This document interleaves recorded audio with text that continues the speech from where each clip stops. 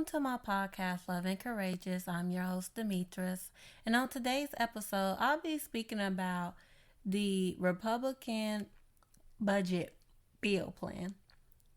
So the Republican bill plan is looking to extend the individual income and estate tax provisions of the 2017 Tax Cuts and Jobs Act. This will nearly cost $4.2 trillion over the next 10 years, with nearly 60% of the tax cuts, which makes $2.5 trillion, going to the top 10% of taxpayers who earn more than $228,060 a year. Now, the top 1% of the earners who make at least $743,247 a year will see their taxes reduced by more than $1.24 trillion over the next 10 years, making roughly 30% of the total tax cut. So Republicans wants to get rid of wasteful spending, is what they call it, by cutting programs to give tax cuts to the wealthy. But this will hurt the middle and poor class.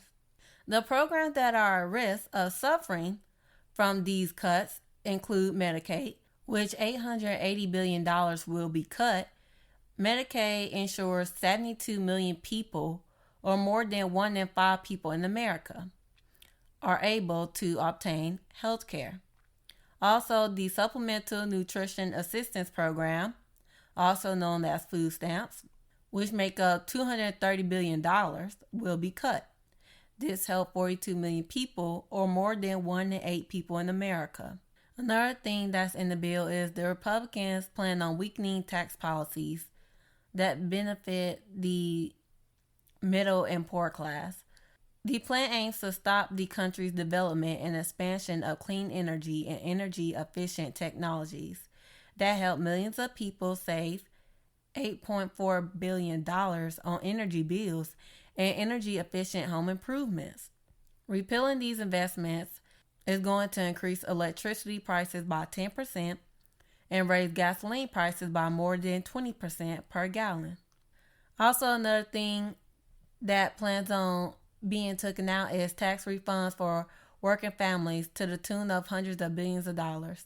This proposal includes eliminating the Child and Dependent Care Tax Credit, making it more difficult for taxpayers to claim the child tax credit, and substantially lowering the home mortgage interest deduction cap and eliminating tax credits for qualified education expenses. Now, also, Republicans have stated that they plan to increase the debt to the tune of $2.8 trillion in unfunded tax giveaways. So, according to the Congressional Budget Office, higher deficits and the associated greater borrowing costs lowered the pool of available resources for private investment, leading to lower wages and salaries over time. Now, this also drives up borrowing costs for consumers, which means people will have to pay the price through higher interest rates on finance purchases, such as credit cards, home mortgages, car loans, and etc. Now, even though that the Republican Party plans on cutting a lot of funding for the middle and poor class, one person that will not lose any funding is Elon Musk. Elon Musk, who is the richest man on earth, who earns $8 million a day from government contracts. So Elon has 2 companies, Tesla and SpaceX, and have received at least $38 billion in government contracts, subsidies, loans, and tax credits over the past 2 decades. Even though Elon Musk has pushed for cutting government spending, his businesses have benefited from taxpayer money. Nearly 2/3 of the funds Elon Musk businesses received came in just the last 5 years. Last year in 2024, $6.3 billion in federal and state funds were committed to his ventures. The money mainly came from contracts with NASA and the Department of Defense, which have relied on SpaceX for space exploration and satellite launches. Now, for his other company, Tesla has collected $11.4 billion in regulatory credits designed to encourage electric vehicle production.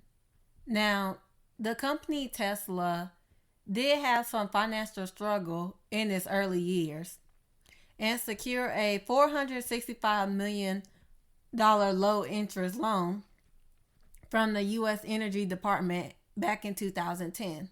This is what helped the company launch the Model S and expand production. Now, Elon Musk did repay the loan, but he was still receiving government funding in other ways. Tesla's ability to sell emissions credits to other automakers played a very huge role in making the company profitable. Without these credits, Tesla would have lost $700 million in 2020 instead of reporting a $862 million profit. Now, SpaceX was found back in 2002 and received early backing from NASA and the Pentagon, which helped fund rocket development. Now, before its first successful launch, NASA awarded SpaceX a $278 million contract in 2006. And over the years, the government has continued investing in SpaceX, with NASA contributing $14.9 billion for various space missions.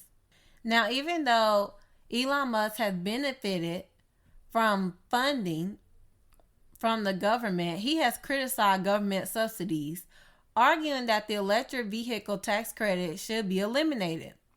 Now, his company Tesla no longer needs the incentive, but his competitors do. And this could hurt smaller companies trying to enter the EV market. So for the next few years, Elon Musk companies will continue to hold 52 active federal contracts totaling an additional $11.8 billion, with the majority of the financing coming from the DoD and NASA. But honestly, that is all that I really have for the information. Honestly, all I know is that this is just a way for the rich to get richer. They are literally cutting the funding. Also, billionaires going to get their tax cuts. So the rich can get richer. And also with the tariffs, that's another way how these businesses are going to gain more money, because what's going to happen is we as the public are going to have to spend more. And who benefits? The companies. Because they're going to put those tariffs, they literally going to give it right to us. So that is all that I have. And now I'm going to get into the Black History Fact for today. So the Black History Fact for today will be about Wilmington Massacre. Wilmington Massacre was carried out by white supremacists in Wilmington of North Carolina on November the 10th of 1898. That led to 14 to 300 black people killed. In the late 1890s of Wilmington, North Carolina, residents of the city thriving black community made themselves a political force, exercising the rights of their citizenship guaranteed to them after the Civil War by the 13th, 14th, and 15th Amendment. Across the South, such activity had triggered deadly white violence against black voters, organizers, and office holders in the decades since the war. But in Wilmington, a city of 20,000 and the votes of 8,000 black men helped a rare biracial fusion alliance elect candidates of both races. 3 of the 10 aldermen were black. The city had black health inspectors, postmasters, policemen, magistrates, even though under orders not to arrest anyone white. The county coroner, jailer, and treasurer were black, as was the register of deeds. Black business people pooled their money in their 3 black-owned banks. Families a generation removed from enslavement owned their homes and read a local black newspaper. Now, the president of Wilmington Cotton Mills Company and the editor of the Raleigh News and Observer and the chairman of the state Democratic Party could not abide it. They set out to topple what the newspaper editor labeled Negro rule. The plotters had set the stage by creating what they called the white supremacy campaign. They printed falsehood about black men preying on white women and stockpiling guns. They targeted the Fusion office holders in the black newspaper, Simone militants and white vigilantes known as red shirts, and terrorized black voters at the polls.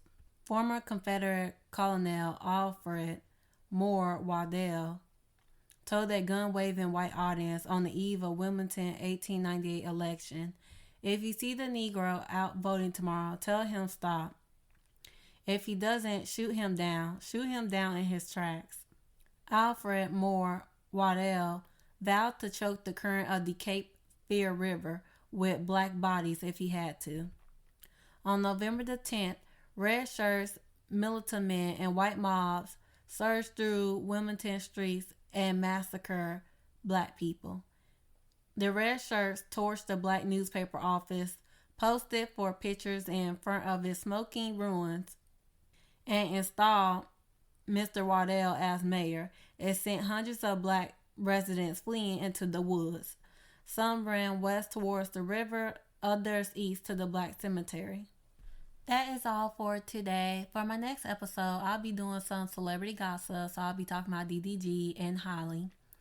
But thank you everyone for listening to my podcast, and I hope y'all have a lovely day.